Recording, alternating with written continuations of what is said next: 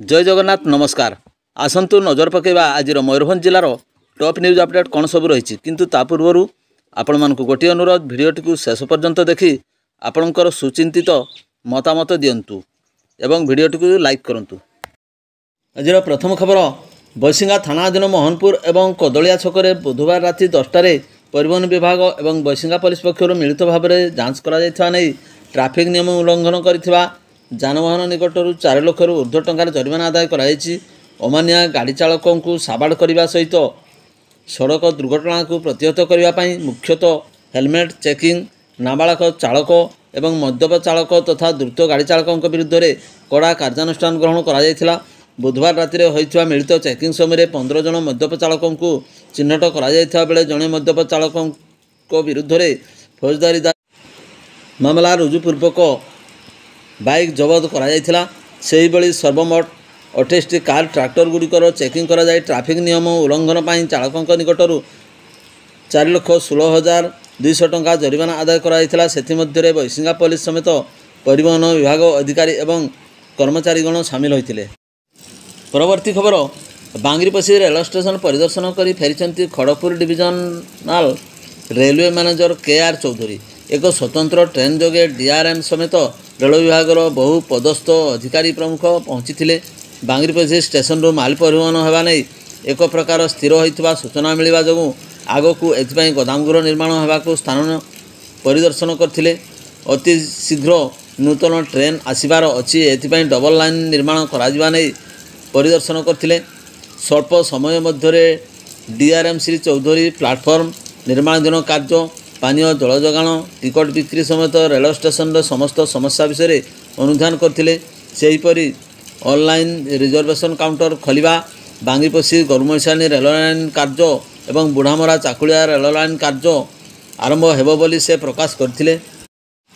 परवर्ती खबर करंजिया थाना बड़दौली पंचायत सरधा ग्राम बुधवार 2 नाबालिका अपहृत होबार 24 घंटा न पूर्ण पुलिस घटनास्थल मुख्य अभियुक्त को गिरफ्त करने नाबालिका द्वय को उद्धार करिछि। नाबालिका द्वयंकर बयस 12 और 13 वर्ष बोली जमापड़ी। एक सांबादिक सम्मेलन जरिया उपखंड पुलिस अधिकारी घटना संपर्क में सूचना प्रदान करिसेंति।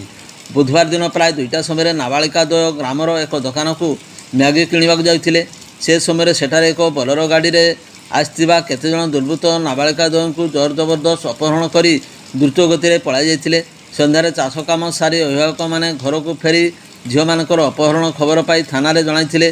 खबर पाई IIC शरद कुमार महालिक एक स्वतंत्र दल गठन कर केन्दुझर जिला शश थाना अंचल अपहृत नाबालिका द्वय को उद्धार करने सहित अपहरणकारी जड़े महिला को अटक रखी अधिक तदंत जारी रखा नहीं उपखंड पुलिस अधिकारी नवकृष्ण नायक सांबादिक सम्मेलन में प्रकाश करते।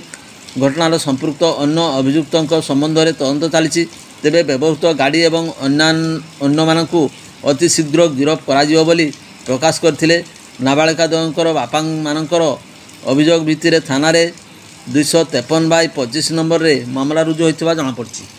परवर्ती खबर बेतनडी ब्लॉक बैसिंगा थाना अधीन गबपाल ग्रामर पूर्णचंद्र महांत पुओ ईश्वर दत्त महांत बयस 44 वर्ष बुधवार राति बेकरे रसी लगाई आत्महत्या करथिले।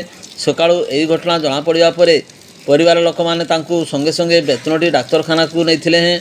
डाक्तर तांकु मृत घोषणा करथिले। बैसिंगा पुलिस 33/25 रे एक अपमृत्यु मामला रुजु करने शव व्यवच्छेद निमंते पठाइथिले। मृत्युर कारण जଣା पड़ नथिबारु पुलिस तदंत करथिबा जଣା जायछि। डाक्तरखाना रे तांकर शव को व्यवच्छेद करा परे परिवार लोकों को हस्तांतर करछि। घरे परिवार समेत तांकर विधवा स्त्री 2टी झील और गोटे पुओ छंती। ग्राम श्मशान रे तांकर शेषकृत संपन्न होइथिबा बेले पुओ मुखाग्नि देथिले।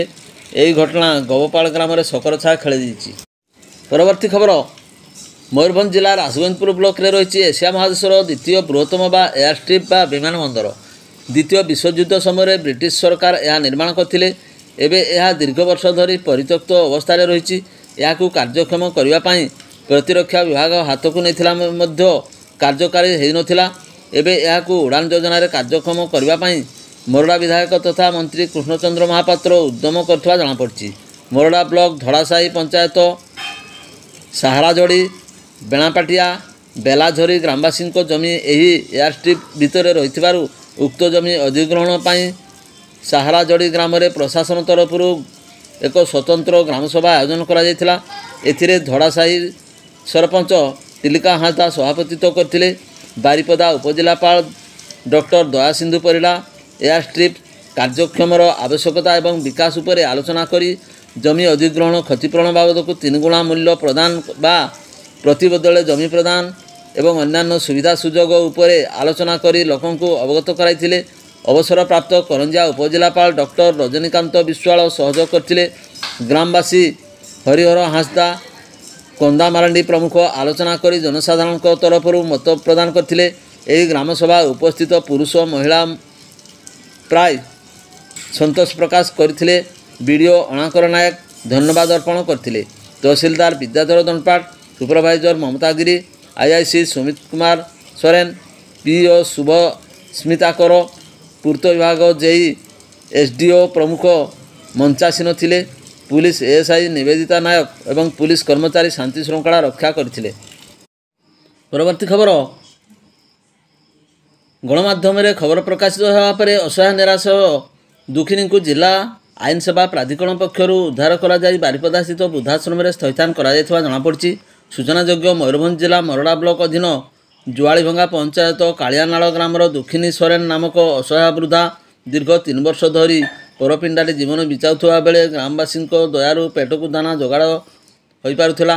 ଦୁଃଖିନୀଙ୍କ ଦୟନୀୟ ସ୍ଥିତି ବାବଦରେ ଗଣମାଧ୍ୟମରେ ଅବସ୍ଥାପିତ ତଥ୍ୟଭିତ୍ତିକ ଖବର ପ୍ରକାଶ ହେବା ପରେ ଜିଲ୍ଲା ଆଇନ ସେବା ପ୍ରାଧିକରଣ ପକ୍ଷରୁ ତତ୍ପରତା ପ୍ରକାଶ ପାଇଥିଲା। ପ୍ରାଧିକରଣ ସଚିବ ରାଜଶ୍ରୀ ପଟ୍ଟନାୟକଙ୍କ ନିବେଦନ କ୍ରମେ ଗୁରୁବାର ଆଇନ ସେବା ପ୍ରାଧିକାର ମିତ୍ର ନବଘନ ମାରାଣ୍ଡି, ବିଶ୍ୱରଞ୍ଜନ ଦାସ କାଳିଆନାଳ ଗାଁରେ ପହଞ୍ଚି ଅସହାୟ ଦୁଃଖିନୀଙ୍କୁ ଉଦ୍ଧାର କରିଥିଲେ। ଜୁଆଳିଭଙ୍ଗା ସରପଞ୍ଚ ସୁଶାନ୍ତ କୁମାର ସିଂ, ପଞ୍ଚାୟତ ନିର୍ବାହୀ ଅଧିକାରୀ ଦେବବ୍ରତ ବେହେରା, ଆଶାକର୍ମୀ ସୀତାମଣି ମାଝୀ, ଫୁଲ ସୋରେନ, ବ୍ଲକ ପ୍ରଶାସନ ପକ୍ଷରୁ ବ୍ଲକ ସାମାଜିକ ସୁରକ୍ଷା ଅଧିକାରିଣୀ ସଲମା ମୁର୍ମୁ ପ୍ରମୁଖ ଗ୍ରାମବାସୀଙ୍କ ମିଳିତ ସହାୟତାରେ ନିରାଶ୍ରୟା ଦୁଃଖିନୀଙ୍କୁ ଉଦ୍ଧାର କରି ବାରିପଦା ସ୍ଥିତ ଲକ୍ଷ୍ମୀପସି ବୃଦ୍ଧାଶ୍ରମରେ ଥଇଥାନ କରାଯାଇଥିବାର ସୂଚନା ମିଳିଛି। ପରବର୍ତ୍ତୀ ଖବର, ବିଶୋଇ ପୁଲିସ ବୁଧବାର ପ୍ରାୟ ଦିନ ଗୋଟାଏ ସମୟରେ ଗୋରୁ ବୋଝେଇ ହୋଇ ଯାଉଥିବା ଏକ କଣ୍ଟେନରକୁ ଜବତ କରିଛି। କଣ୍ଟେନରରେ ଛନ୍ଦାଛନ୍ଦି ହୋଇ ଯାଉଥିବା 32ଟି ଗୋରୁଙ୍କୁ ପୁଲିସ ଉଦ୍ଧାର କରିଥିବା ବେଳେ ସେଥିରୁ 7ଟି ଗୋରୁଙ୍କର ମୃତ୍ୟୁ ହୋଇଯାଇଛି। ଘଟଣାସ୍ଥଳରୁ ଚାଳକ ଫେରାର ହୋଇଯାଇଛନ୍ତି। ଉଦ୍ଧାର ହୋଇଥିବା ଗୋରୁଗୁଡ଼ିକୁ ଥାନା ଅଧିକାରୀ ଶରତଚନ୍ଦ୍ର ଦାସଙ୍କ ତତ୍ତ୍ୱାବଧାନରେ ରଖାଯାଇଥିବା ବେଳେ ଏହି ଗୋରୁଗୁଡ଼ିକୁ ଚାକୁଳିଆ ଗୋସେବା କେନ୍ଦ୍ରକୁ ପଠାଯିବ ବୋଲି ଏଏସଆଇ ଘନଶ୍ୟାମ ମଲ୍ଲିକଙ୍କଠାରୁ ସୂଚନା ମିଳିଛି। ସୂଚନା ମୁତାବକ 49 ନମ୍ବର ଜାତୀୟ ରାଜପଥ ବିଶୋଇ ଥାନା ଅଞ୍ଚଳ ରଜାବସା ନିକଟରେ ଏକ ଲୁହା ବୋଝେଇ ଟ୍ରକ୍ ଯାନ୍ତ୍ରିକ ତ୍ରୁଟି ଯୋଗୁଁ ରାଜପଥ କଡ଼ରେ ଛିଡ଼ା ହୋଇଥିଲା। ଏହି ଗାଡ଼ିକୁ ଯାଞ୍ଚ ପାଇଁ ଥାନା ଅଧିକାରୀ ସଦଳବଳେ ଗାଡ଼ି ପାଖକୁ ଯାଇଥିଲେ। ଏହି ସମୟରେ ଯଶପୁର ଦିଗରୁ ଦ୍ରୁତ ଗତିରେ ଆସୁଥିବା ଗୋରୁ ବୋଝେଇ ଏକ କଣ୍ଟେନର WB136518 ନମ୍ବର ଚାଳକ ସମ୍ମୁଖରେ ଥାନା ଅଧିକାରୀଙ୍କୁ ଦେଖି ଗାଡ଼ି ଛାଡ଼ି ଫେରାର ହୋଇଯାଇଥିଲା। ସ୍ଥାନୀୟ ରଜାବସା ଗ୍ରାମର ବାସିନ୍ଦା ଗାଡ଼ିଟିରେ ଗୋରୁ ବୋଝେଇ ହୋଇଥିବା ଜାଣି ଥାନା ଅଧିକାରୀଙ୍କୁ ଜଣାଇଥିଲେ। ଗାଡ଼ିରେ ଖୋନ୍ଦାଖୋନ୍ଦି ହୋଇ 32ଟି ଗୋରୁଙ୍କୁ ଅତି ଦୟନୀୟ ଭାବରେ ବୋଝେଇ କରି ନେଉଯାଉଥିବା ପୋଲିସ ଅଧିକାରୀ ଦେଖିବାକୁ ପାଇଥିଲେ। ପରେ ସ୍ଥାନୀୟ ବାସିନ୍ଦାଙ୍କ ସହଯୋଗରେ କଣ୍ଟେନରରୁ ଗାଈଗୋରୁଙ୍କୁ ଉଦ୍ଧାର କରାଯିବା ବେଳେ 7ଟି ଗୋରୁ ମୃତ ଥିବା ଜଣାପଡ଼ିଥିଲା। ଚୋରା ଗୋରୁ ବୋଝେଇ କଣ୍ଟେନରଟିକୁ ଥାନାକୁ ଆଣି ଜବତ କରିବା ସହ 25ଟି ଗାଈଗୋରୁଙ୍କୁ ମୁକ୍ତ କରି ସେମାନଙ୍କୁ ଖାଦ୍ୟ ବ୍ୟବସ୍ଥା କରିଥିଲେ ପୋଲିସ। ଏହି ଗୋରୁ ଚାଲାଣ ଘଟଣାରେ କେସ୍ ନମ୍ବର 134/25ରେ ଏକ ମାମଲା ରୁଜୁ କରି ପୋଲିସ ଅନୁସନ୍ଧାନ ଜାରି ରଖିଛି। ଚଢ଼ାଉ ଅଭିଯାନରେ ଥାନା ଅଧିକାରୀ ଶରତଚନ୍ଦ୍ର ଦାସ, ଏଏସଆଇ ଘନଶ୍ୟାମ ମଲ୍ଲିକ ସମେତ ଅନ୍ୟ ଥାନାର କର୍ମଚାରୀ ପ୍ରମୁଖ ସାମିଲ ହୋଇଥିଲେ। ପରବର୍ତ୍ତୀ ଖବର, ରାଜ୍ୟ ସରକାର ବିଭିନ୍ନ ଜିଲ୍ଲାରେ ମୋଟ 56ଟି କୋର୍ଟ ଖୋଲିବାର ନିଷ୍ପତ୍ତି ନେଇଛନ୍ତି। ସେଥିମଧ୍ୟରୁ ମୟୂରଭଞ୍ଜ ଜିଲ୍ଲାରେ ସର୍ବାଧିକ 13ଟି କୋର୍ଟ ଖୋଲିବାର ନିଷ୍ପତ୍ତି ନେଇଛନ୍ତି। ଜିଲ୍ଲାର ବାମନଘାଟି ଉପଖଣ୍ଡର ସଦର ରାଇରଙ୍ଗପୁରରେ ଆଉ ଗୋଟିଏ ଅତିରିକ୍ତ କୋର୍ଟ ସ୍ଥାପନ ହେବ। ସେଥିସହ ଉପଖଣ୍ଡର ତିରିଙ୍ଗ, ଜାମଦା, କୁସୁମୀ, ବିଜାତଳା ବ୍ଲକରେ ନୂତନ ଜେଏମଏଫସି କୋର୍ଟ ସ୍ଥାପନ ହେବା ପୂର୍ବରୁ ବିଶୋଇ ବହଳଦାରେ କୋର୍ଟ ଖୋଲିବା ପାଇଁ ଘୋଷଣା ହୋଇଛି ଓ ଖୁବ୍ ଶୀଘ୍ର କାର୍ଯ୍ୟକାରୀ ହେବାକୁ ଯାଉଛି। ତଥାପି ଉପଖଣ୍ଡର 6ଟି ବ୍ଲକରେ ଜେଏମଏଫସି କୋର୍ଟ ସ୍ଥାପନ ନେଇ ଗ୍ରାମାଞ୍ଚଳର ଲୋକେ ତ୍ୱରିତ ନ୍ୟାୟ ପାଇବେ ବୋଲି ଜଣାପଡ଼ିଛି। ପରବର୍ତ୍ତୀ ଖବର, ବାରିପଦା ଜଗନ୍ନାଥ ମନ୍ଦିରରେ ମହାପ୍ରଭୁଙ୍କ ସମେତ 3 ଠାକୁରଙ୍କର ଶ୍ରୀମସ୍ତକରେ ଚିତା ଲାଗି ଅମାବାସ୍ୟା ତିଥିରେ ପାରମ୍ପରିକ ରୀତିମତେ ସ୍ୱର୍ଣ୍ଣ ଚିତା ଲାଗି କରାଯାଇଛି। ଠାକୁରଙ୍କ ଦେବସ୍ନାନ ପୂର୍ଣ୍ଣିମା ପୂର୍ବରୁ ଯେଉଁ ଚିତା ଲାଗିଥିଲା ତାହା ସ୍ନାନ ପୂର୍ଣ୍ଣିମା ପରେ ଓହ୍ଲାଇ ଦିଆଯାଇ ଭଣ୍ଡାର ଘରେ ସାଇତି ରଖାଯାଇଥିଲା।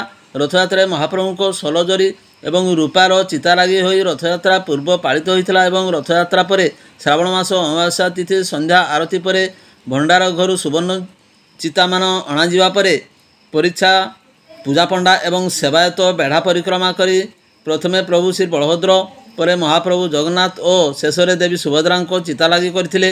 ଚିତା ଲାଗି ପରେ ପୂଜକଙ୍କ ଦ୍ୱାରା ପଞ୍ଚ ଉପଚାରରେ ପୂଜା ବନ୍ଦନା ଏବଂ ନୂତନ ବସ୍ତ୍ର ତଥା ଚନ୍ଦନ ଲାଗି କରାଯାଇଥିଲା। ଚିତଉ ପିଠା, କ୍ଷୀରି, କାକରା, ମିଷ୍ଟାନ୍ନ ଭୋଗ ଲାଗି କରାଯାଇଥିଲା। ସନ୍ଧ୍ୟାରେ ବହୁ ଭକ୍ତ ଉପସ୍ଥିତ ରହି ଠାକୁରଙ୍କର ସ୍ୱର୍ଣ୍ଣ ଚିତା ଲାଗି ପୂଜା ଏବଂ ବନ୍ଦାପନା ଉପଭୋଗ କରିଥିଲେ। ପରବର୍ତ୍ତୀ ଖବର, ବେତନଟୀ ବ୍ଲକ ଅଧୀନ ବୈଶିଙ୍ଗା ପୋଲିସ ପକ୍ଷରୁ ଜୈନିକ ବାଳିକାର ଅଶ୍ଳୀଳ ଫଟୋ ପ୍ରଘଟ କରିବା ଜଣେ ଯୁବକଙ୍କୁ ଗିରଫ କରି କଟସାଣ କରାଯାଇଛି। ସୂଚନା ଅନୁଯାୟୀ ଖୁଣ୍ଟା ଥାନା ଅଞ୍ଚଳର କେଶ ମୁର୍ମୁଙ୍କ ପୁତ୍ର ଭବାନୀ ଶଙ୍କର ବୟସ 20 ବର୍ଷ ଜୈନିକ ସହପାଠୀଙ୍କ ସହିତ ବନ୍ଧୁତା ସ୍ଥାପନ କରି ଦୁର୍ବଳତାର ସୁଯୋଗ ନେଇ ବିଭିନ୍ନ ଅଶ୍ଳୀଳ ଫଟୋ ଉଠାଇ ଦୀର୍ଘ ଦିନ ଧରି ବ୍ଲାକମେଲିଂ କରି ଚାଲିଥିଲା। ବାଳକଟି ଅନ୍ୟ ଉପାୟ ନ ପାଇ ସହପାଠୀଙ୍କ ନାମରେ ବୈଶିଙ୍ଗା ଥାନାରେ ଅଭିଯୋଗ କରିଥିଲେ। ଥାନା ଅଧିକାରୀ ବାରିଣୀ ଦାସଙ୍କ ଅଭିଯୋଗ ଭିତ୍ତି କରି ପୁଲିସ ଦଳ ସହିତ ଯୁବକଙ୍କୁ ଠାବ କରି ଖୁଣ୍ଟା ଥାନା ଅଧୀନ ବୁଧବାର ରାତିରେ ଧରି ବୈଶିଙ୍ଗା ଥାନାକୁ ଆଣିଥିଲେ। ଏନେଇ 371/25 ମୂଳେ ମାମଲା ରୁଜୁ କରି ପୂର୍ବାହ୍ନରେ ଅଭିଯୁକ୍ତଙ୍କୁ କଟଚାଣ କରାଯାଇଥିବାର ସୂଚନା ମିଳିଛି। ପରବର୍ତ୍ତୀ ଖବର, 5 ପିଢ଼ ମହିଳା ଡିଗ୍ରୀ ମହାବିଦ୍ୟାଳୟ ଯୁକ୍ତ 3 ଦ୍ୱିତୀୟ ବର୍ଷର ଛାତ୍ରୀ ଖୈରୁମଣି ଡିଗି ମୁଣ୍ଡାଙ୍କୁ ସାପ କାମୁଡ଼ିବା ପରେ ଉପଖଣ୍ଡ ଚିକିତ୍ସାଳୟରେ ତାଙ୍କର ମୃତ୍ୟୁ ହୋଇଛି। ମହାବିଦ୍ୟାଳୟ ଯୁକ୍ତ 3 ଦ୍ୱିତୀୟ ବର୍ଷର ମିଡ୍ ଟର୍ମ ପରୀକ୍ଷା ଥିଲା। ଝାଡ଼ଡୁମରିଆ ଗ୍ରାମର ନିଜ ବାସଭବନରେ ପରୀକ୍ଷା ପାଇଁ ଖାଇସାରି ପ୍ରସ୍ତୁତ ହୋଇଥିଲେ। ରାତିରେ ପାଠ ପଢ଼ିସାରି ଖାଦ୍ୟ ଖାଇ ଶୋଇବା ପରେ ହଠାତ୍ ଆଲୁଅ ଚାଲିଯାଇଥିଲା। ତେଣୁ ଗରମ ଲାଗିବା କାରଣରୁ ସେ ଖଟ ପାଖରେ ଭୂଇଁରେ ଶୋଇପଡ଼ିଥିଲେ। ରାତିରେ ସାପ କାମୁଡ଼ିବା ପରେ ପରିବାର ଲୋକେ ତାଙ୍କୁ ପ୍ରଥମେ ଝଡ଼ାଫୁଙ୍କା କରିବା ପରେ କରଞ୍ଜିଆ ଉପଖଣ୍ଡ ଚିକିତ୍ସାଳୟକୁ ଆଣିଥିଲେ। ଚିକିତ୍ସା ପରେ ତାଙ୍କର ମୃତ୍ୟୁ ହୋଇଥିଲା। ଶବ ବ୍ୟବଚ୍ଛେଦ ପରେ ପରିବାର ଲୋକଙ୍କୁ ହସ୍ତାନ୍ତରିତ କରାଯାଇଛି। ଜଣେ ପରୀକ୍ଷାର୍ଥୀଙ୍କ ମୃତ୍ୟୁ ପରେ ଅଧ୍ୟକ୍ଷା ପ୍ରଣତି ବାରିକ ପରୀକ୍ଷାକୁ ସ୍ଥଗିତ ରଖି ଖୈରମଣି ପାଇଁ ଶ୍ରଦ୍ଧାଞ୍ଜଳି ସଭା କରିଥିଲେ। ସମସ୍ତ ଶିକ୍ଷାର୍ଥୀ, ଅଧ୍ୟାପନା ମଣ୍ଡଳୀ, କର୍ମଚାରୀ ଶ୍ରଦ୍ଧାଞ୍ଜଳି ଅର୍ପଣ ସହ ଆତ୍ମାର ସଦ୍ଗତି ପାଇଁ 3 ମିନିଟ୍ ନୀରବ ପ୍ରାର୍ଥନା କରିଥିଲେ।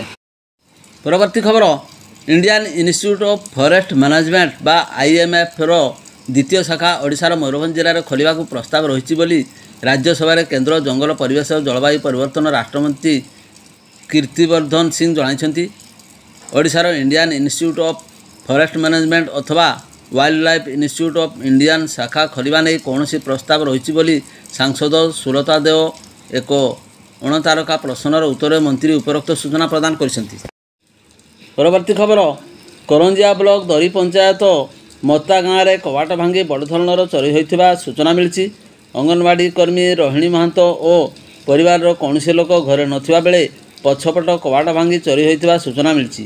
କରଞ୍ଜିଆ ଥାନା ଭାରପ୍ରାପ୍ତ ଅଧିକାରୀ ଶରତ କୁମାର ମହାଳିକଙ୍କ ନିର୍ଦ୍ଦେଶ କ୍ରମେ ସହକାରୀ ସବ୍ ଇନ୍ସପେକ୍ଟର ଗୁରୁବାରୀ ମୁଣ୍ଡା ଏବଂ ପୁଲିସ ଦଳ ଘଟଣାସ୍ଥଳରେ ପହଞ୍ଚି ତଦନ୍ତ ପ୍ରକ୍ରିୟା ଆରମ୍ଭ କରିଛନ୍ତି। ଭିଡ଼ିଓଟିକୁ ଶେଷ ପର୍ଯ୍ୟନ୍ତ ଦେଖିଥିବାରୁ ଆପଣଙ୍କୁ ଅଶେଷ ଧନ୍ୟବାଦ।